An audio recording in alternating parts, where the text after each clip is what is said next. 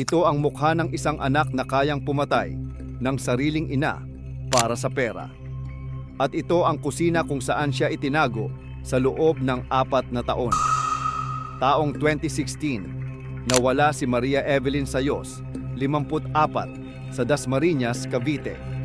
Sabi ng anak niyang si Joanna, nasa Singapore si Mama. Sa loob ng 4 na taon, naniwala ang pamilya. Umaasang nasa mabuting kalagayan si Evelyn sa ibang bansa.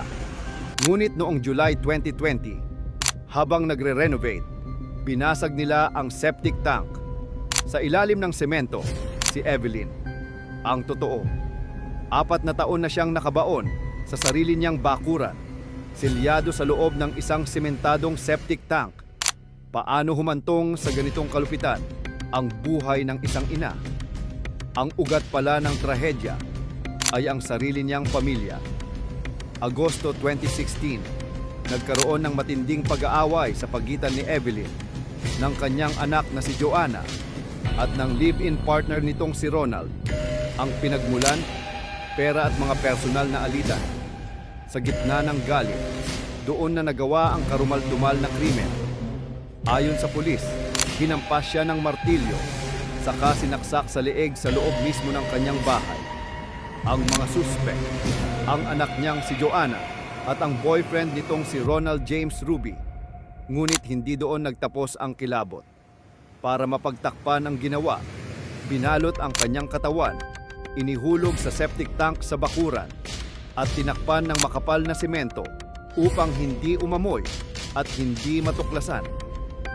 Habang nagluluksa ang ibang miyembro ng pamilya sa pag-aakalang iniwan sila ng ina, si Joanna at Ronald ay patuloy na namuhay sa ibabaw ng nicho ni Evelyn.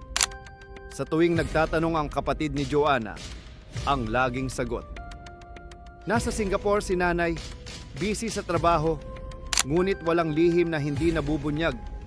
Taong 2020, nagpasya ang pamilya na i-renovate ang bahay. Dahil sa kutob at mga kahina-hinalang kilos ni Joanna sa mga nakaraang taon, nagkaroon ng lakas ng loob na ipasuri ang lumang septic tank sa kusina. Habang binabasag ang makapal na semento, humubad ang isang plastic bag at doon tumambad ang mga kalansay, mga natitirang damit at mga personal na gamit.